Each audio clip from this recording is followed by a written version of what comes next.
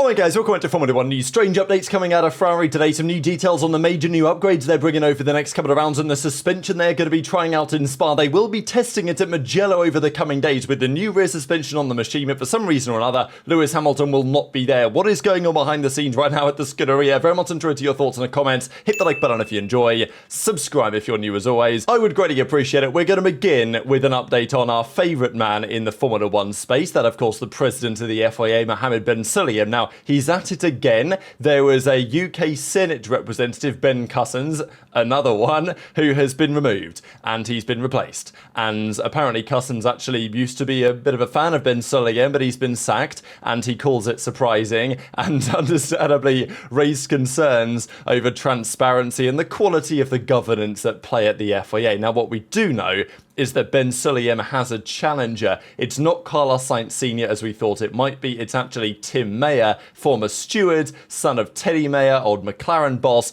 and it's all going on. Now, Ben Sulayem is actually talking quite a lot about the next engine regulations. I don't really know why he's so gung-ho about this, but we've not even come to the new engine regs yet in 2026. Borderline 50-50 between combustion power and electrical power for the hybrid components we're going to have over the coming years. They're going to be massively heavy, they're likely going to be massively problematic, but what they have done is attract new entrants, right? Porsche were interested in coming in, Ford have come in, Audi are coming in. Even Audi said if it wasn't for the engine rules that we're having from next year and beyond, they wouldn't be here. Honda returning to the sport.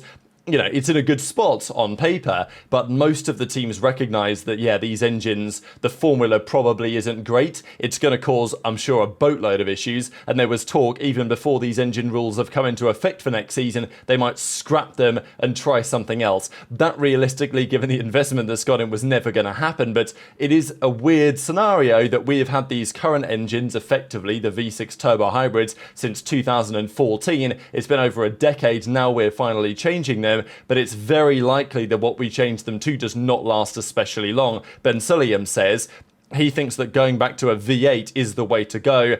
I think there will probably always be some electrical component, at least for the time being. I think that many of the manufacturers would not want to go to, you know, let's say a straight V8 or a V8 with a turbo. They're going to want to probably have some hybrid elements, but a return to a V8 with sustainable fuels and maybe some sort of hybrid component, I don't know.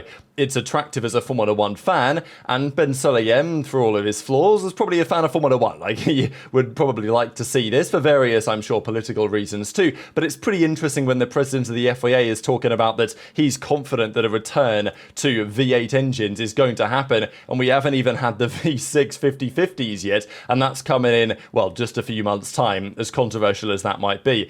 Now, Ben Sulayem was asked by the race, new man, Tim Mayer, what do you think? Like, he had some strong words. He said that you're running a reign of terror. He says there are illusions of, let's say, what did he say? Illusions of integrity, illusions of transparency at the organisation. And Ben Sulayem made some interesting comments and says that, well, exclusively to the race, at the time of the elections, we say a tongue has no bones. They can say whatever they feel if that will get them electoral votes. But let me ask you a question. Have you ever read any article where I mentioned someone in a bad way? No, thank you. That's not my style. Like, this is such a Ben Sulayem way to say what he says. So he talked about a few things. He says, I'm not a one-man show. Everything goes through governance. It goes through the processes. We all have our ethics committees, and it doesn't bother me at all. I wish him well, whoever comes. And then he said a couple of very interesting things, and one of them was this thing, where he said, this is a democratic system, he said, perhaps it's too democratic. I mean, okay, sure. If you look at the guidelines of the International Olympic Committee, they say that anyone can stand. But in other sports, that's not the case. So, yeah, I don't know. He's at it again, let's just put it that way. But this is Tim Mayer. He made some strong comments, he's gathering some support, but he needs the support of the member clubs if he's going to oust Ben Sulayem. That's how it works at the FIA. Couple of quick things to say on the Piastri drama at the weekend. You guys may remember this from back in Spain, when On the race restart on lap 60, Piastri braked pretty hard, as I'm imagining. The safety car lights went off. Piastri broke pretty heavily. Norris had to brake heavily behind him, and Max was nearly caught out and had to take avoided action, or there would have been a bit of a pile-up. So this has happened before. At the time, this was not deemed to be anything crazy. I mean, look, we've seen it, and I'm going to show it to you guys again, what happened back in Spain. And again, this is Piastri's antics after the safety car occurred, or the safety car was going away. And as we said, if you brake erratically after the safety car lights go out in front of you, or accelerate erratically, or if you put any cars behind in danger, let's say, then there is, potentially consequences. Now, in Spain, that was okay. The first restart in Silverstone, that was okay. The second restart went over the line as far as the stewards were concerned, and in my opinion, probably fairly so. I would argue, especially given the conditions, it was wet, it was causing problems, and Hülkenberg was very clear about this, right? Piastri in the post-race debrief said in the room, apparently you're not allowed to brake behind the safety car anymore, and Hülkenberg was like, yeah, you did cause a pretty bad concertina, and this is what it looked like from Hülkenberg's onboards here. It's actually kind of remarkable. So he was obviously at this point still pretty way back in the field, and I mean, look, I'll just play this in full speed. He notices, I think this is probably Stroll in front of him, he has to take evasive action onto the grass. There was a world here, there was genuinely a world, because everything concertina's up. Hülkenberg can't really see much, of course, because of the spray, and he then is forced onto the grass because Stroll kind of moves over or whatever, and then he finds himself nearly losing control of the car. I mean, there is a world here where Hulk loses it on the grass that he went into at this point, doesn't collect it up again, and I mean, you can see even to Hülkenberg's left here, right? Let me just pause it right about here. There's an Alpine over there, presumably Gasly, who's also, it's a complete mess. Piastri calls a complete mess, and I can understand why there was a penalty, certainly looking at some of the footage from further back, especially from the driver's view, where, let's be real, they can't see much, especially in those type of conditions. So there's a few other talking points I wanted to get through. There are some conversations to be had at Red Bull Racing. Tsunoda was actually a little bit more promising in qualifying this weekend, but in the race it was, again, an absolute shambles. What does that mean for Max Verstappen? Because the question at Red Bull continues to be fascinating. They are regressing, or certainly not going anywhere in the right direction. Does Max want to stay at that type of an outfit? Let's be real, probably not if there was a better option. The issue is there a better option? Mercedes on paper, maybe, but it's not like they've had a great time recently. Their Silverstone weekends was absolutely shambolic, and if you look at Kimi Antonelli's record over the last 6 races, it looks like something out of 1980, right, when the turbos are coming around and nobody could finish a race. Antonelli goes from retiring, and a couple of these have not been his fault. Actually, half of these were not his fault in terms of the 6 races here. What was it? The engine failure that he had back in Imola.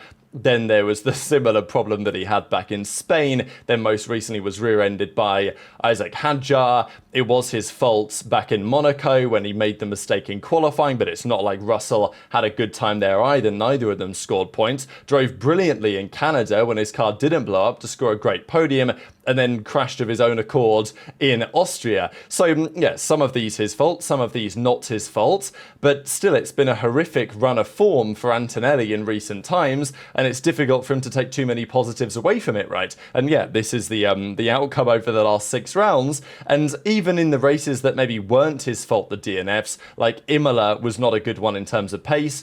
It was pretty similar in, let's say Silverstone as well before he was taken out. It's not like he was right up in the field, but at least he was still racing because many of the other rookies did not, and the damage to the car was very substantial.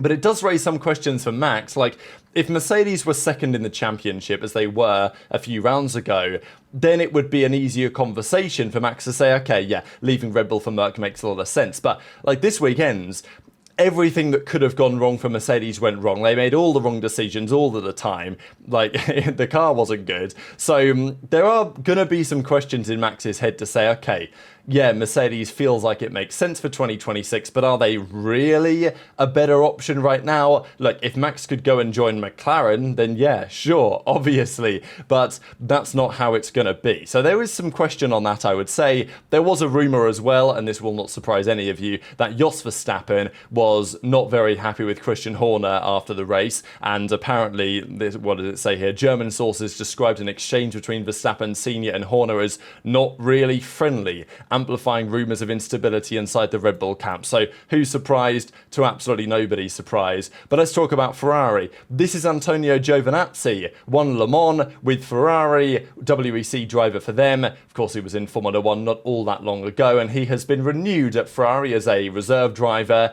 and in the WEC, testing stuff like this in Formula 1 when required. And that will be required, it seems, over the coming days.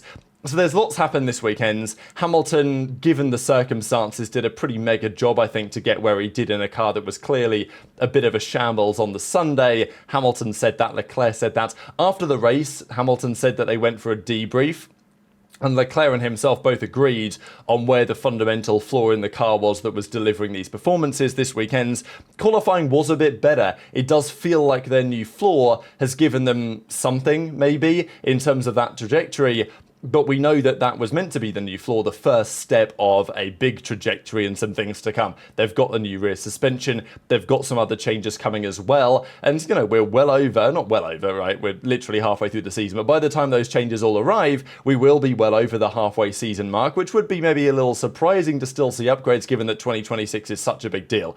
But Hamilton says, Fred brought me into this team. I owe him a lot. I definitely believe Fred is the right person to take us to the top. That's why I'm working as hard as I can to support him and help make the many changes that are needed. So this is quite a fascinating statement. There's a lot going on here, right? One part is lots of changes are required. Another part is that Fred needs support, maybe, internally against the head honchos, as it were, right? You've got Benedetto Vigna, you've got John Alcan. Rumour has it they're not so convinced Vasseurs the right man, but Vigna turned up to Silverstone this weekend and said the team felt pretty united. And let's be real, if Hamilton goes to them and says, look, I think Vasseurs the man for the job, and Leclerc agrees, it's tough to argue they're going to sack Fred Vasseur.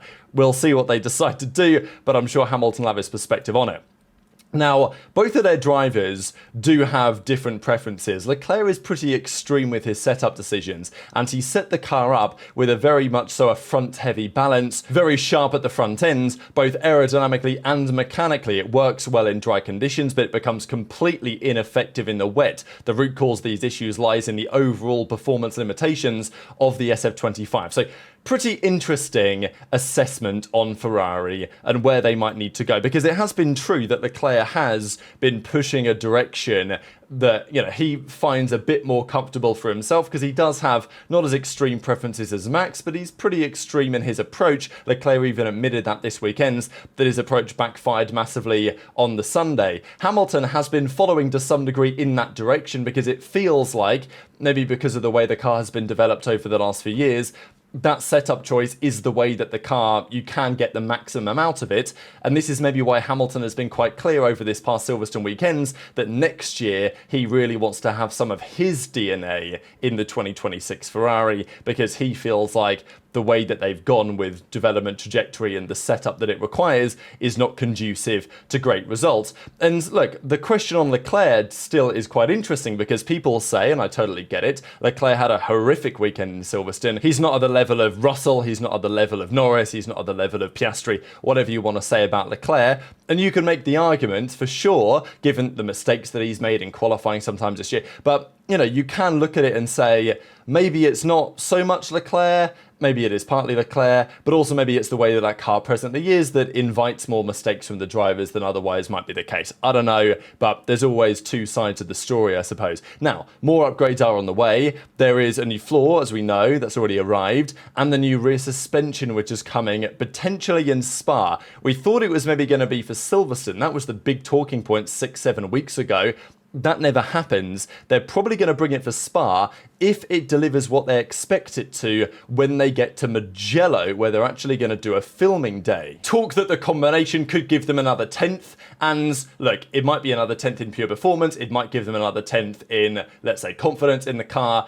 And that would maybe be enough to close the couple of tenths gap that it presently feels like Ferrari is suffering with around certain circuits. And that's kind of what Hamilton said, is that I find myself with a car that I have not developed in any way, but there's a lot to learn from today, Silverstone. I just come from the debrief. We recognised exactly what the issue is. There were parts of the SF25 that I would like to keep, but others that need to be changed in order to move higher up, and we are working on that. So they're doing this filming day in a few days, and at the filming day in Mugello, they are set to test the new suspension. Now, I think you're just allowed to do this. There is some talk about maybe you need to declare that you're going to use it for the next Grand Prix in order to do so, but they are taking a Mugello filming day on the 16th of July, so just over a week's time, and they're going to test it out. So this is not testing previous cars, which means that Hamilton used up a lot of his allocation for testing previous cars before the season started to try and get a bit more comfortable in that Ferrari, which maybe kind of worked, maybe kind of didn't, who knows. But I don't think a filming day necessarily applies to that. It may do. It may be the reason why Hamilton isn't taking part, because he's used up his time. But I don't necessarily think that it is. And the filming day at Mugello is going to be Leclerc joined by Giovinazzi. So pretty interesting stuff. I'm sure that people are going to have their perspectives on why this is the case. Is this a Ferrari decision? Is this a Hamilton decision? Because we know that Hamilton is not the biggest fan of testing. He likes to drive the car around, he's not a big fan of simulator work. He likes to get in the car for practice, see how it is, and then figure things out for the Grand Prix. But Hamilton, it seems, will not be there. Leclerc will be, in addition to Giovinazzi. So Leclerc's going to get to see what the new suspension does, and I'm sure he's going to have plenty of feedback for the team, and for more than likely Hamilton himself as well. But it is interesting, because you might have thought that if Hamilton could, or if the team chose him to, or if there wasn't something else they needed Hamilton to do, I don't know. I wonder what Hamilton's perspective on it is, whether he would want to do this test or not, because you would think new rear suspension, getting, a couple of 100 kilometers in a filming day, at least if you were to get in, let's say, 20, 30 laps even in something like this, it would put you in a position where maybe you can feel the car a little bit better, give some better feedback going forwards, and the 16th of July is a good couple of weekends, really, before the Belgian Grand Prix in Spa. So they will make the decision, I think, based on the filming day, whether they are going to bring the new upgrade or not. Hopefully, for their sake, that they will, and it will work as intended, and they bring the new rear suspension, and it makes things go in the right direction. But Hamilton isn't going to be able to say anything about that until afterwards, unless they've been working on it in the simulator. I wouldn't be surprised if Leclerc, let's say Giovinazzi, they've been driving, maybe Giovinazzi has loads of experience driving that Ferrari in the simulator this year, and also driving the Ferrari with the new rear suspension in the simulator, and then seeing, okay, is that matching up with what we see in reality when they get to Mugello? Hamilton around Mugello would have been a pretty fun watch, because we've seen that in the past as well. So intrigued to your perspective on that in the comments below. Is Hamilton just saying, you know what, this is probably fine, it's not going to be needed, I understand enough already? Is this a Ferrari decision? Who really knows? But if it works, it could be a major step in the right direction for Ferrari, and they're using this filming day kind of tactically to tell them what they need to know, and then from Spa and beyond, they're really hoping that it turns their season around, because right now, Leclerc and Hamilton combined have led 22 laps this season. Piastri's led 276. Norris and Max are actually tied on 188, then Russell, and this is not far off being the championship order, actually, which makes, I guess, a fair bit of sense when you think about it. And just to close out with this, we have the power rankings for the British Grand Prix, and everyone knows the power rankings are always controversial, to say the least. I think this week, looking at it, they're not bad, are they, really? I don't think that this is... they're not as controversial as maybe they normally are. Hülkenberg gets a 9.8, of course, doing such a stellar job, coming from P19 to P3, making all the correct strategic decisions along the way. There's always some debate in power rankings. Should it consider qualifying, and to what extent? I looked at Ed Straw's rankings of performances over the weekends. He put Gasly as the best performer and Hülkenberg second, just because Hülkenberg was P19 in quali. So maybe that takes a little bit of shine off, but there's obviously always some debate on that. But Norris second, Piastri third. Piastri drove very well, apart from his error, as well I discussed earlier, I think was an error. You guys, may disagree. Hamilton, Gasly, Stroll, Verstappen, Albon, Alonso, Behrman. I think Behrman and Haas will leave this weekend with such mixed emotions, because Haas brought quite a big upgrade that seemed to really work. Like, Behrman was genuinely rapid, like, all weekend. wins, but what he did in practice, of course, put him in a very compromised position. But they will go forwards, Haas, believing that yet again, maybe they can get to become the fastest car in the midfield. Because right now, I mean, who knows who's the fastest car in the midfield? Like, who's top of the midfield? It's such a crazy season. Every team this year, by the way, has now had a top 6 finish, bare minimum, after, you know, Gasly secured it for Alpine. That's the first time ever in the history of Formula 1 that every team on the grid has had a top 6 finish or better. So, remarkable timeline we live in. Very much interested your thoughts in the comments. Hit the like button if you enjoyed. Subscribe if you're new. Take care. And I'll see you next time.